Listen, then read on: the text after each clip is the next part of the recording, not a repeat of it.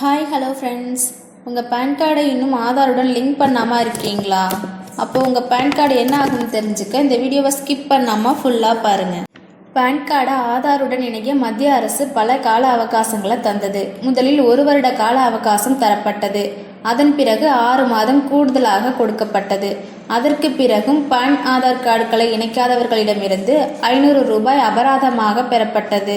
இப்போது fine amount increase செய்யப்பட்டு 1000 ரூபாயாக வசூலிக்கப்பட்டு வருகிறது. தற்பொழுது இந்த 1000 ரூபாய் பெனால்டி பேமெண்ட்டுக்கான வாய்ப்பும் கடந்த மார்ச் 31ஆம் தேதியோடு முடிவடைந்து விட்டது. அப்போது எங்களால் பேன் கார்டுகளை இணைக்க இயலாதா என்று கேட்பது எனக்கு புரிகிறது. ஆனால் அதற்கும் ஒரு குட் நியூஸ் இருக்குது ஃப்ரெண்ட்ஸ். இந்த வீடியோவை ஸ்கிப் பண்ணாமல் ஃபுல்லாக பாருங்கள். கடைசியில் அதற்கான பாயிண்ட்டை நான் இந்த வீடியோவில் பதிவு பண்ணுறேன். இந்தியாவில் 57.25 கோடி பேன் கார்டுகள் ஆதாருடன் இணைக்கப்பட்டுள்ளன. ஆனால் மொத்த பேன் கார்டுகளோட எண்ணிக்கை 70.24. அப்போது இணைக்காத பேன் கார்டுகளோட எண்ணிக்கை 13 சம்திங் வருது. இதில் 80 வயதுக்கு மேற்பட்டவர்களும் இந்திய குடியுரிமை இல்லாதவர்களும் ஆதார் கார்டுகளை பேன் கார்டு கூட இணைக்க தேவையில்லை என்று கூறப்பட்டுள்ளது. மீதமுள்ள நபர்களோட பேன் கார்டு கட்டாயமாக ஆதாருடன் இணைக்கப்பட வேண்டும்.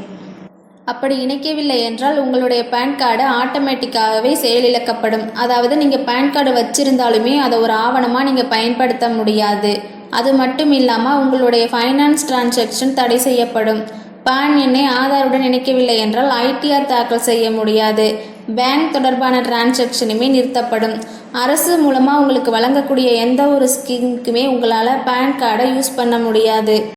ஃப்ரெண்ட்ஸ், இந்த வீடியோ கடைசியில் ஒரு குட் நியூஸ் வச்சுருக்கேன்னு சொல்லியிருந்தல, அந்த குட் நியூஸை பற்றி இப்போ பார்க்கலாம்.